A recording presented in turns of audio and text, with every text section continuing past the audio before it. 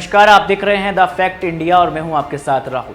राजस्थान में हो रही मूसलाधार बारिश ने राज्य में तबाही मचाए रखी और पिछले कुछ दिनों से बारिश में जनहित हादसों में 25 से ज़्यादा लोगों की जान जा चुकी है और राज्य में कई हिस्सों में हालात गंभीर बने हुए हैं।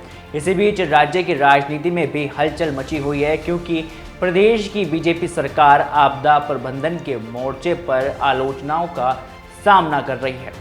राजस्थान के मुख्यमंत्री भजनलाल शर्मा पर इस समय दोहरा संकट का सामना कर रहे हैं, जहां एक तरफ प्रदेश में बाढ़ और बारिश से विभाषीकरण करते हुए राजस्थान सरकार जूझ रही है, तो वहीं दूसरी ओर आपदा राहत मंत्री डॉक्टर किरोड़ी लाल मीणा के इस्तीफे की खबर सियासी गलियारों में गूंज रही है।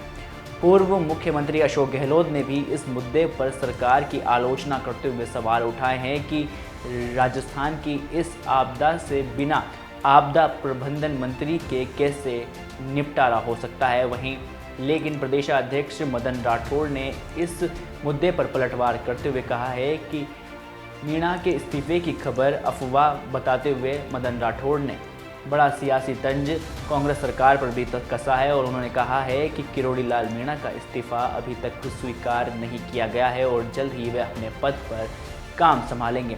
मदन राठौड़ ने मीणा को एक वरिष्ठ और अनुशासित कार्यकर्ता बताया है और उन्होंने उनकी भावनाओं के चलते इस्तीफा दे दिया था, लेकिन उनका स्पष्ट है कि पार्टी मीणा को इस्तीफा ज़रूर स्वीकार नहीं करेगी। उन्होंने कहा है कि मीणा जल्द ही अपनी जिम्मेदारी राजस्थान में संभालेंगे और इस आपदा के समय में राज्य की जनता की सेवा करेंगे। राठौड़ ने यह भी कहा कि प्रधानमंत्री नरेंद्र मोदी के नेतृत्व में मीणा ने कभी भी पीछे हटने का नाम नहीं लिया और वे अब इस बार भी ऐसा नहीं करेंगे।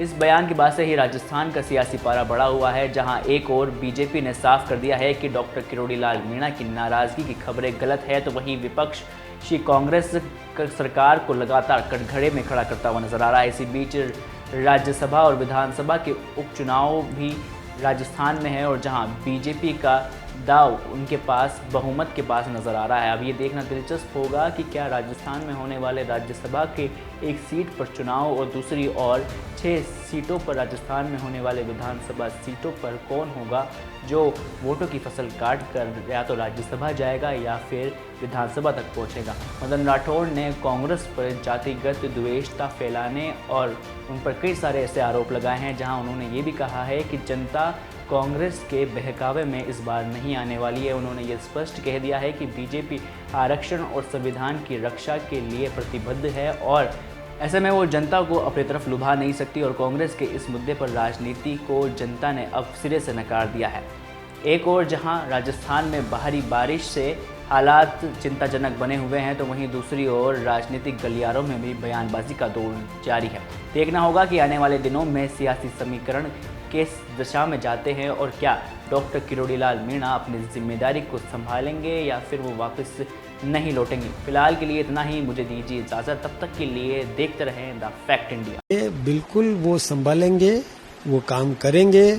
वो हमारे अनुशासित कार्यकर्ता हैं, वरिष्ठ कार्यकर्ता हैं, इसलिए वो कोई हमको संदेह करने की जरूरत नहीं है।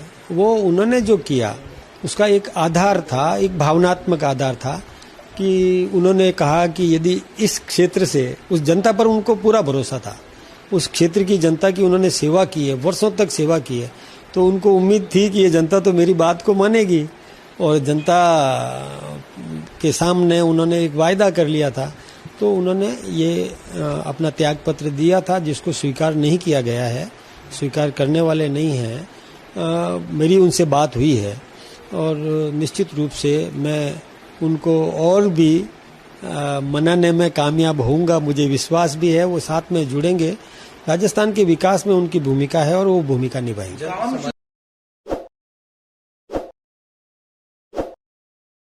ताज़ा खबरों के लिए विजिट करें द फैक्ट इंडिया की वेबसाइट और डाउनलोड करें द फैक्ट इंडिया ऐप।